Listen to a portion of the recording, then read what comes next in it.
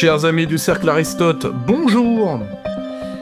Aujourd'hui, quelqu'un que je voulais depuis un bon moment sur la chaîne, on a enfin trouvé le temps parce que malheureusement les concordances d'agenda, c'est pas aussi facile que ça en a l'air. Notre camarade Laurent Herblay. Laurent, bonjour! Bonjour. Alors, les plus politisés d'entre nous se rappellent de toi auprès de Nicolas Dupont-Aignan pendant plusieurs années, à Debout la République, devenu Debout la France. Les geeks te connaissent pour ton blog Gaulliste Libre. Tu es économiste de formation, beaucoup de tes contributions portent là-dessus. Tu es l'auteur d'un ouvrage qui s'appelle Oligarchisme et déconstruction de la démocratie. Je te voulais depuis longtemps sur la chaîne parce que pour moi tu fais partie un peu de la classe d'âge des intellectuels souverainistes qui va un peu, qui monte par rapport à nos disons à nos maîtres, hein, à ceux qui nous ont formés. Et donc c'est pour ça que moi je te suis depuis très longtemps et je suis très heureux de t'avoir avec nous. Donc j'oubliais, tu collabores, comme votre serviteur d'ailleurs modestement, à Front Populaire, justement où siège l'un de nos maîtres, Jacques Sapir, que j'ai édité il n'y a pas longtemps. Alors, nos camarades du cercle te retrouveront en janvier, mais je voulais qu'on ait une petite discussion parce que, bon là, ça y est, tu sais, dans beaucoup de films de ce qu'on appelle de teenagers, tu as l'éternel puceau qui arrive enfin à faire quelque chose et qui obtient un timbal parfois très très très tard. Hein, c'est le syndrome American Pie. Eh bien, l'American Pie de Pau a enfin eu quelque chose. C'est pas faute d'avoir essayé. François Bayrou est Premier ministre. Bon, mais au-delà de la bouffonnerie, euh, François Bayrou est un obsédé de la dette, comme les Michel Barnier d'ailleurs. Et en réalité, c'est ce discours de la dette qui, toi, t'intéresse et t'inquiète légèrement, et je voulais que tu nous dises ce que tu voyais politiquement derrière, car grosso modo, c'est à peu près le seul programme du gouvernement, si gouvernement il y a. En effet, et un grand merci pour cette invitation. Moi, je suis ravi de pouvoir participer aujourd'hui. Et moi, ce qui me frappe aujourd'hui, c'est qu'en fait, pour chroniquer finalement l'actualité politico-économique depuis maintenant 2007, j'ai l'impression en fait de revivre un jour sans fin. Là, on a exactement les mêmes discours qu'il y a 15 ans, quand on s'inquiétait déjà de l'ampleur des déficits publics suite à la crise financière de 2008-2009. Et finalement, on est sur exactement la même trajectoire, avec ce que j'appelle moi des oligarchistes qui nous disent encore oula, mais c'est terrible, on dépense trop, quelle dette va-t-on léguer à nos enfants, toute la culpabilisation qui va avec. Et donc la même politique qui est suivie et qui est pourtant une impasse. Et cette impasse, elle est d'autant plus démontrée cette année. Nous avions une équipe qu'il y a un an, jurait mordicus que le déficit public serait à 4,4% du PIB. Et maintenant, en 2024, et là, en fait, la réalité, ce qu'on sait, c'est qu'il va y avoir un dérapage de 50 à 60 milliards. Donc, clairement, une impasse, une politique qui ne fonctionne pas. Et le danger que je vois, je revoyais une note du FMI en 2013. Le FMI, en fait, en 2013, a fait un aggiornamento en disant que les politiques austéritaires, en fait, ont un effet très négatif sur l'économie et n'arrivent pas finalement à redresser, y compris la situation budgétaire. On le voit bien avec l'Italie, hein, par exemple, hein, qui démultiplie les programmes d'austérité et qui finalement ne s'en sort pas vraiment. Et ce qu'ils expliquaient, c'est l'enjeu du coefficient du multiplicateur budgétaire. Quand on réduit la dépense publique d'1 euro, dans les calculs du FMI jusqu'au tout début des années 2010, il disait quand on retire 1 euro de dépenses publiques, le PIB baisse de 0,5 euros. Donc, par conséquent, évidemment, il y a un effet récessif, mais en plus, ça réduit un peu les recettes publiques, puisque en fait, sur les 0,5 de PIB en moins, ça fait autant de prélèvements obligatoires en moins. Et en 2013, suite à toute l'expérimentation de l'austérité, notamment en Europe, ils ont conclu que le coefficient, le multiplicateur budgétaire était plutôt compris entre 0,9 et 1,7. Par conséquent, dans les cas où l'austérité avait un effet particulièrement fort sur l'économie, la réduction des dépenses publiques pesait tellement sur l'économie que les recettes publiques finissaient par se réduire presque autant, finalement, que l'on avait réduit les dépenses, donc pour un effet quasiment nul. Et là, j'ai l'impression qu'on va rentrer à nouveau dans ce cycle. C'est ce qu'on voit avec tout le bloc central qui aujourd'hui qui échoue complètement sur cette question, mais qui arrive encore à s'unir et à être soutenu par la plupart des médias dominants pour aller dans cette impasse. Et c'est quand même assez extravagant d'être dans cette situation.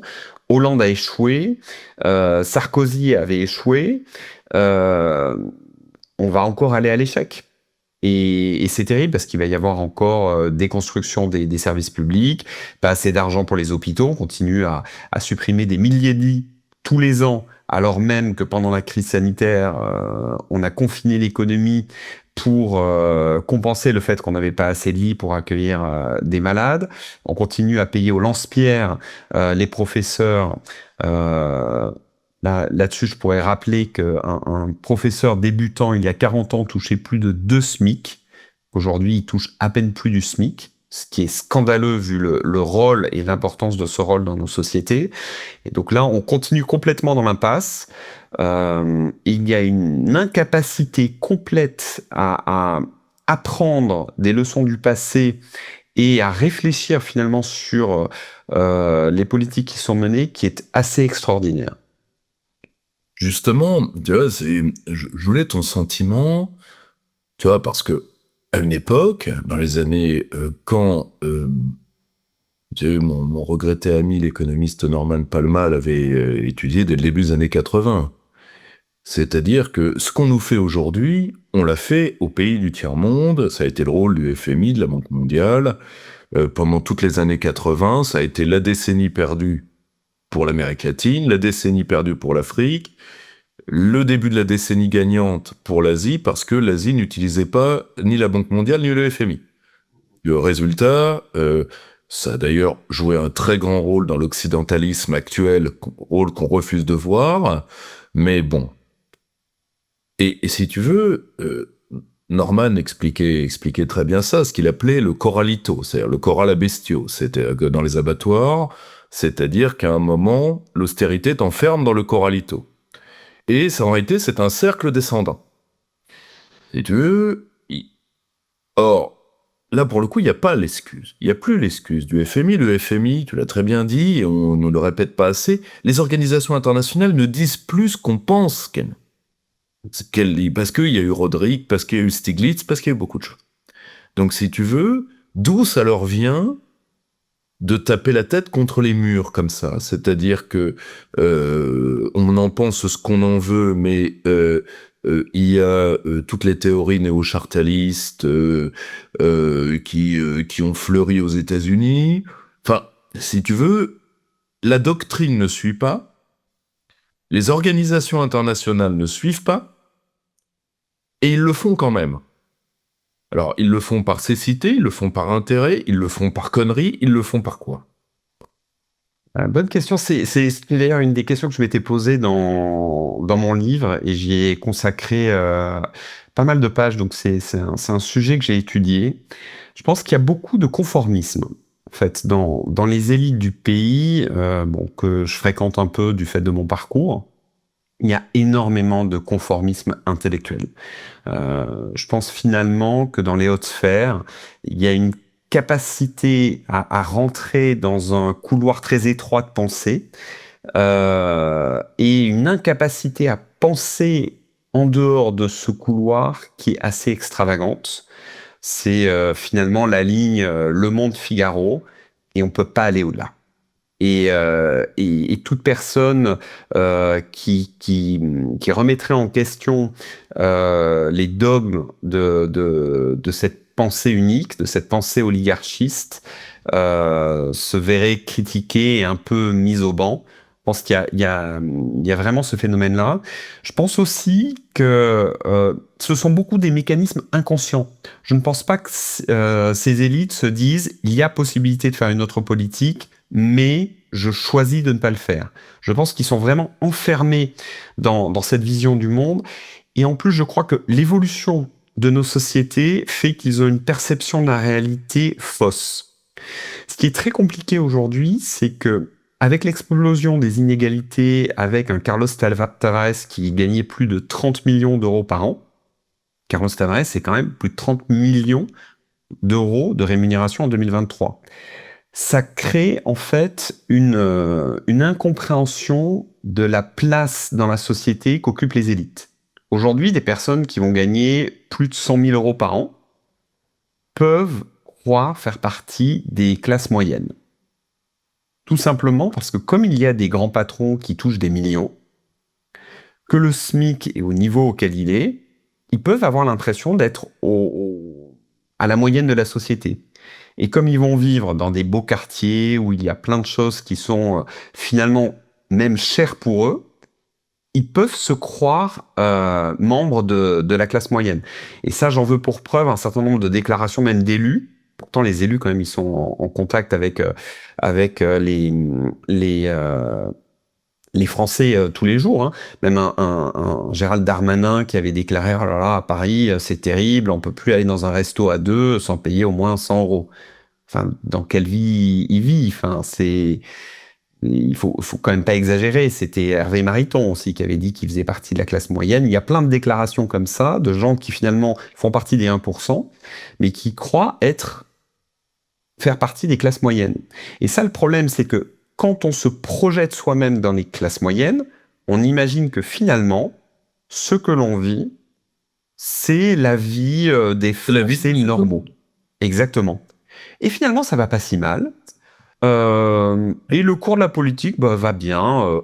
Bon, ok, l'école publique va pas bien, c'est pas grave, je vais mettre mes enfants dans le privé, ou alors à la limite, c'est pas grave, je suis dans un beau quartier, je peux quand même les mettre dans une école publique qui fonctionne bien. Et ça crée une vraie distorsion dans la perception de la réalité. Donc je pense qu'il y a ça. Il y a eu aussi toute la révolution numérique.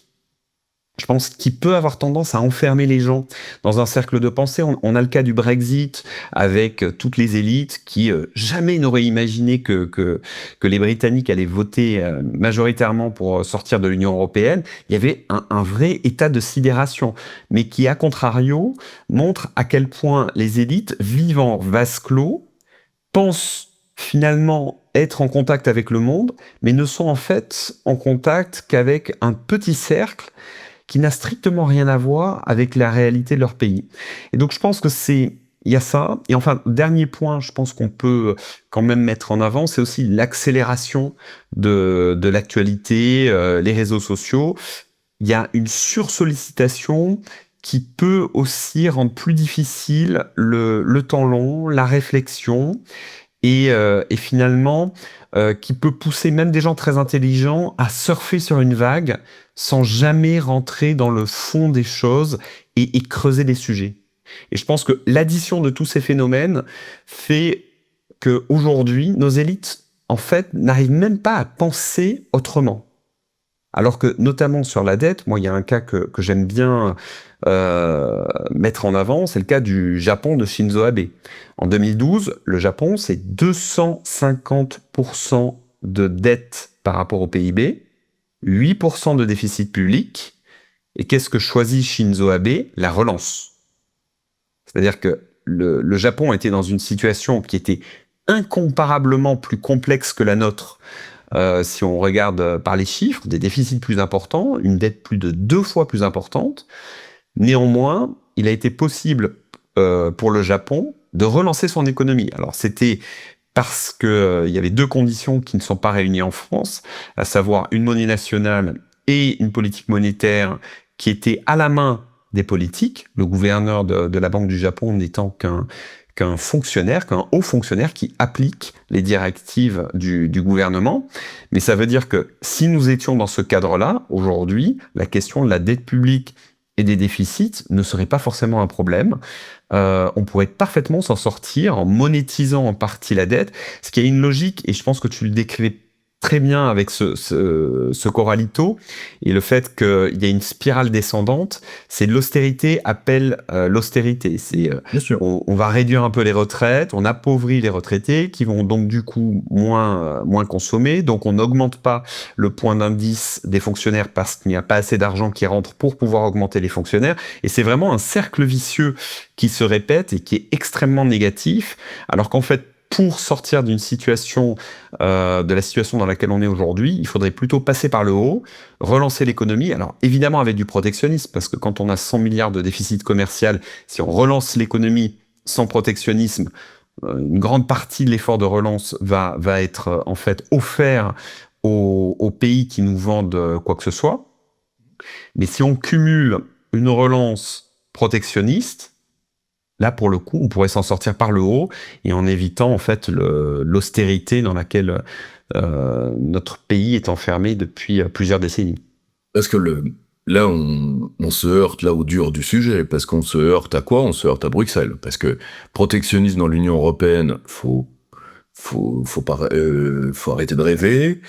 Je le dis, je le répète à tous ceux qui écoutent cette chaîne, ce n'est que de la simple logique. Les eurocrates ont un rapport mystique au libre-échange. Ça se voyait encore mieux quand c'était Pascal Lamy, parce il a un côté possédé des ratés qui fait que lui au moins il a du mal à cacher ce qu'il pense, mais pour toujours redevenir fonctionnaire de l'État français à la fin, parce que on prend des risques économiques, mais avec la peau des autres, faudrait pas s'oublier. Mais on se heurte à ça, on se heurte évidemment à l'euro et à la lâcheté générale sur l'euro, parti dit alternatif compris.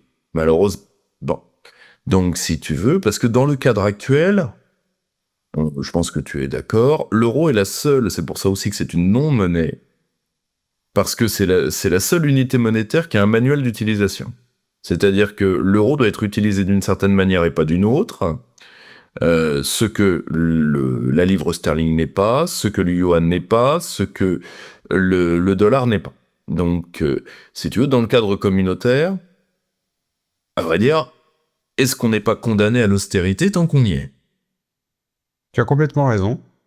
Tu as complètement raison, puisque l'objectif de l'euro, il se trouve que la première fois que j'ai voté, c'était le 20 septembre 1992, contre le traité de Maastricht, puisque j'avais eu 18 ans juste avant. Et le seul objectif de l'euro, c'est contenir l'inflation.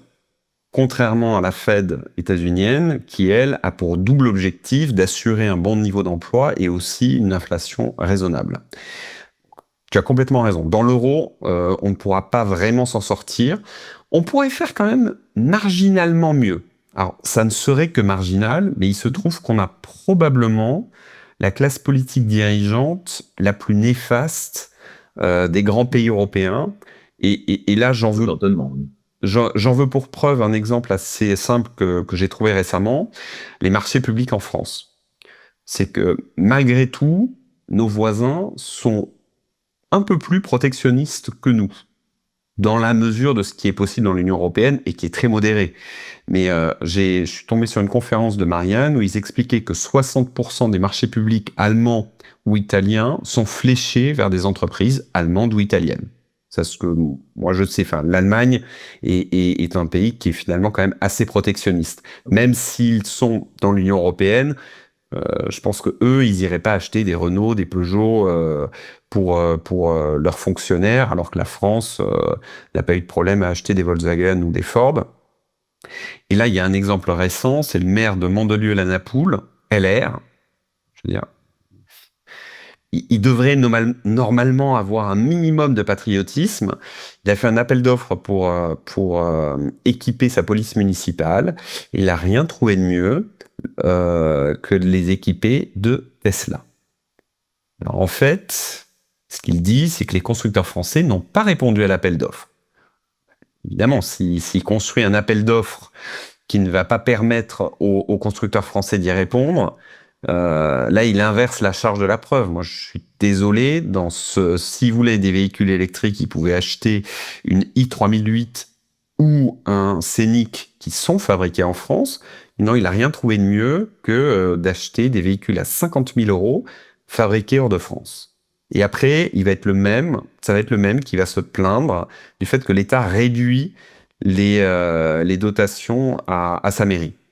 Donc, on a vraiment des dirigeants qui sont cinglés. Et on a aussi le cas de l'électricité. Hein. C'est l'Espagne a eu l'intelligence de sortir du mécanisme de fixation du prix européen de l'électricité.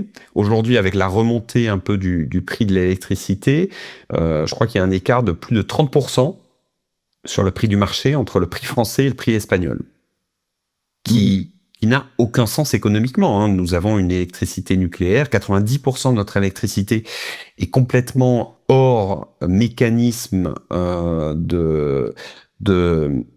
hors hydrocarbures, et donc avec un prix finalement complètement stable.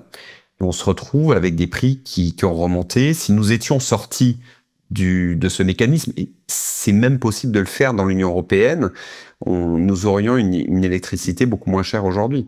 Donc on ajoute en fait à tous les vices de l'Union européenne qui sont considérables dans tous les domaines, on ajoute en plus une surcouche de dirigeants qui sont totalement antipatriotes et qui accentuent... Dieu, je pense que les deux choses sont liées. Parce que si tu veux, quand tu es dans un système xénocratique, tout élu et pense que par un système de zèle mal placé, qu'il faut être plus européen et plus mondialiste que les maîtres si on veut tirer son épingle du jeu. Et ça devient un réflexe, même parfois sans aucune stratégie. C'est-à-dire que, si tu veux, c'est l'un des grands problèmes, là c'est un problème de philosophie politique, c'est que souvent la liberté appelle la liberté, la servitude appelle la servitude. C'est-à-dire que quand tu t'engages dans un chemin de servitude, tu vas créer une classe politique servile, et la récompense d'un laquais, c'est un surcroît de chaîne. Ces gens-là se redresseront jamais tout seuls. Ils ont été promus à leur souplesse d'échine. Donc c'est leur médiocrité qui les a amenés au salaire qu'ils ont aujourd'hui. Et ça, ils l'oublient pas parce qu'ils sont pas totalement neuneux. En tout cas, c'est comme ça que je prends le sujet. Mais, tu vois, ce que tu dis est frappé au coin du bon sens. Tu vois, par contre, il y a une chose que je comprends, que j'ai vraiment du mal à comprendre, là, pour le coup, c'est chez les alternatifs. Parce que, bon, au-delà du fait qu'on laisse tomber à peu près tout. Le LFI, c'est fait, RN, c'est quasiment fait. Je vois de plus en plus des regards se tourner soit vers une nostalgie thatchérienne. Or, on n'a pas... le problème, c'est que la plupart des gens qui l'ont n'ont aucune connaissance de l'histoire économique de la Grande-Bretagne. Aucune. Si tu veux, les grandes privatisations de Thatcher comme celles de Reagan, sont très largement des échecs. Contre-productifs sur l'instant, dramatiques sur le temps moyen et long. Mais couverts, comme ceux de Reagan. Ceux de Reagan étaient couverts par le déficit, les fameux déficits jumeaux des États-Unis. Thatcher, par le brio des dévaluations de la Banque d'Angleterre. Donc dans les deux cas, c'est pas faisable ici. Ce serait dramatique. Mais surtout, là, tu vois, c'est le cas Milei. Aujourd'hui, je vois des gens qui n'ont pas de connaissance particulière de ce qui se passe en Argentine, qui ne comprennent pas que si des Argentins aiment bien Milei, c'est aussi par système de ras-le-bol d'un péronisme qui était arrivé au bout du bout du bout du bout, mais que pour l'instant, quand je vois des gens, même des gens qui sont des macronistes serviles, je pense à Aguillon, tu vois, l'économiste, qui dit ah oui quand même, le et si tu veux, je vois des gens qui regardent ça, alors que nous n'avons pas le recul, on n'a pas les données, ou peu, euh, alors que les données des ratages, on les a. Tu vois, la Grèce, on l'a. La Grèce, toujours parmi. Toujours parmi. 10 ans après. 12 ans après. Donc si tu veux, tu vois, là pour le coup, parce que la cécité des élites, c'est une chose, mais la cécité de ceux qui veulent les remplacer, est-ce que tu la vois? Est-ce que c'est un problème que depuis ma fenêtre ou est-ce que tu as une pensée là-dessus? Enfin, est-ce que tu vois quelque chose là-dessus? Alors la cécité des alternatives, bon, LFI, ça va être assez rapide. Je pense qu'il y a en fait comment dire, un anti-patriotisme tellement chevillé à leur pensée que c'est impossible pour eux de penser une solution dans le cadre national. J'ai le souvenir, ça m'avait frappé de Mélenchon qui se réjouissait de l'anglais sur les vitrines des boutiques en France. Il y voyait un signe de créolisation. J'étais complètement effaré. Enfin, quand on en est à ce point de détestation de sa propre nation, je pense qu'en fait là, il y a même plus à réfléchir. C'est bon. Le RN, en effet, enfin, après le RN qui semble être la destination politique vers laquelle la France va en 2027, ça pourrait finir par n'être qu'une forme de mélonisme. Voilà, c'est jouer dans les marges du système. Ce sera peut-être un peu moins pire, mais c'est tout. Parce que je pense que la direction qu'ils prennent, c'est un retour un peu plus à droite, un parti de droite populaire. Ils vont faire du Trumpisme à la française. La France n'étant pas les États-Unis, ils ne pourront pas le faire comme Trump l'a fait. Mais c'est sans doute une voie qui va marcher. Enfin, les derniers sondages sont extravagants. Enfin, Marine Le Pen donnée à 38% au premier tour d'une présidentielle, c'est quand même un chiffre qui est considérable. Personne n'aurait imaginé il y a un an qu'un sondage pourrait donner Marine Le Pen premier tour d'une présidentielle à 38%. C'est colossal. Enfin, c'est quasiment son score de second tour en 2022. Donc là, je pense, il préfère surfer en fait sur le ras-le-bol du bloc central, en se positionnant sur des petits ajustements à la marge. Et en effet, le risque, ça serait qu'il vire sur une forme de néo-thatcherisme, parce que finalement, c'est ce que va faire Trump. Hein. Trump, c'est pas. Il y aura quelques mesures qui profiteront au peuple, notamment les restrictions à l'égard de l'immigration, mais il ne va pas remettre en cause fondamentalement tous les vices du système oligarchiste.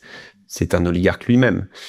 Et je pense que sur le RN, il y a eu une forme de victoire politique du camp droitier, qui a été marquée par le départ de Philippot, qui lui était dans une forme de dépassement de ce clivage et donc avec une ligne économique qui remettait beaucoup plus fondamentalement en cause l'oligarchisme. Et en plus, enfin, probablement de la part de Marine Le Pen, une non-volonté de s'aventurer sur une remise en cause profonde du système.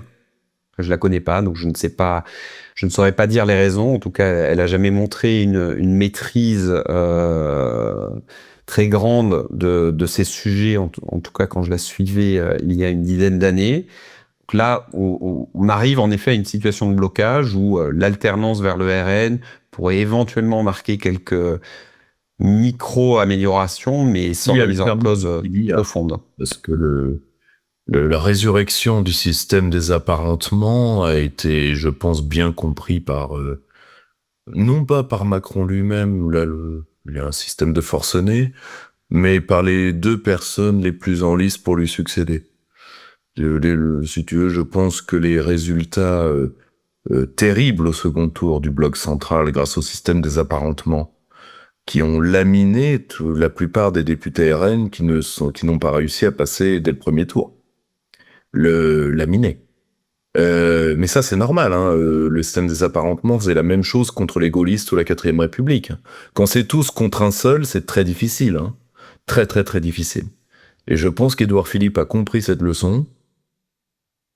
Gabriel Attal également.